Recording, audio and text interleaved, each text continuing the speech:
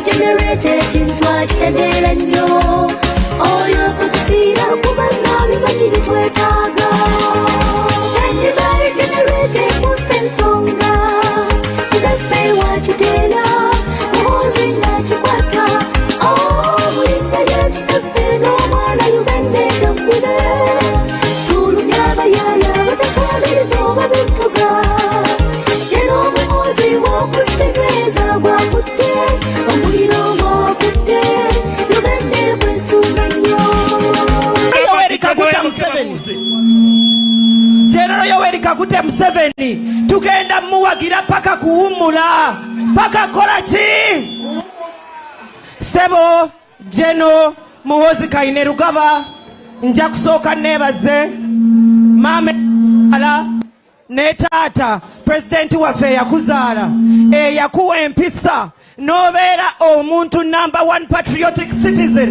mu Uganda muno yonna mukikubire mu ngalo anziba buwankwasa General muguno gwe mulimo gwe tukwasiza nze ne tiimu yange eno Masaka ekola statement nene mu byofuzi bya Uganda era bannaffe ababadde balowooza nti banaakwatako kaakati ndowooza kabajjuutuse empologoma envubuka bategedde amaanyi gaayo ono Jeno yasoma bya ntalo okukuuma ensi ye abadde ng'asula mu ttale ng'akuuma nsi ye n'abataka bateesezza nti ono gwe tuzaako kino tumuwa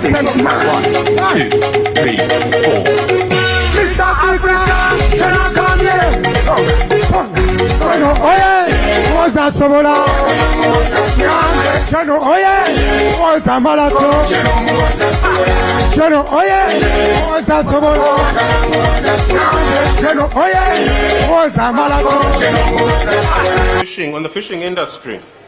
Owekitiibwa ayogera kati ku buvubi.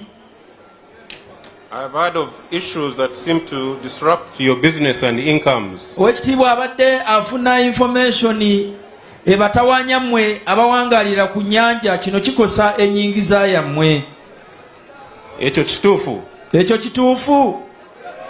Abawangalira ku nnyanja omukulu abuuza ekyo kituufu. Wanji? Okay, it's true. Some of these issues are a result of the new government policy designed to achieve sustainability and economic development in the fishing communities. Ebimu bino biyinza okuba nga bitunyigiriza naye nteekateeka za gavumenti zesobola okuteekawo okulaba nga tulwanyisa envuba embi ku nnyanja. But maybe if the minister could come and talk here for a few seconds. Minister of Agriculture about Animal Industry and Fisheries. Yes, about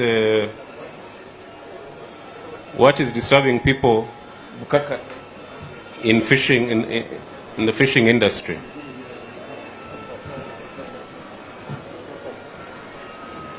Pande bwayogedde tukimanyi unity yaffe ey'abajaasi President gye yateeka ku nnyanja okulwana n'abo abavuba obubi mubadde n'emikaayana nabo n'enkaayana President mu cabinet yatulagira yasindise n'abajaasi abalala okulaba oba waliwo abajaasi abakola ensobi bw'anaazuula agenda kubabonereza olugero lusumbwa mu nsonyiwe but wabula ffena tubasaba nga bwe mumanyi history y'obuvubi bwe tuva buli kimu kyonna ne tujjawo n'obwana obuto ne bitazaala tuba tusalawo survival tuba tusalawo the history survival tuba tusalawo ddala embeerawo y'abavubi bwe tumalirawo ddala n'obwana n'ebikadde ne tutwalira wamu yensonga ku lwaki President yateekawo abaserikale bakuuma ennyanja era ebizibu byammwe abimanyi tugenda kubikola kwa fund. Thank you. on our youth agenda, ku birubirirwa byaffe nga Piero naddala eri abavubuka. Ugandans are some of the most creative people in the world. Bannayuganda nno emitwe gyaffe giyiiya era mu nsi muno tuyinza okuba nga ffe tukwata ekisooka. And I know that Greater Masaka has a lot of talented people, artists for example. Era kimanyi bulungi nnyo nti Masaka muno muvuddeyo bannabitone bangi nnyo. In Kadongo Kamu, mu Kadongo Kamu, Afrobeat, mu muziki ogwo, artists like Eddie Kenzo,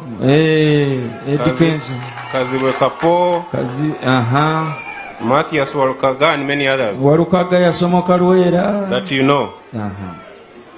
I want the government through Operation Wealth Creation and Microfinance Support. Owekitiibwa ayagala okubategeeza nti gavumenti ng'eyita mu kitongole kyayo ekyokutondawo obugagga ne mu minisitule ya Honorable Haruna Kyene Kasolo eya Microfinance Support Center is committed to ensuring that our young people receive the necessary assistance in terms of capital, training, and mentorship and equipment.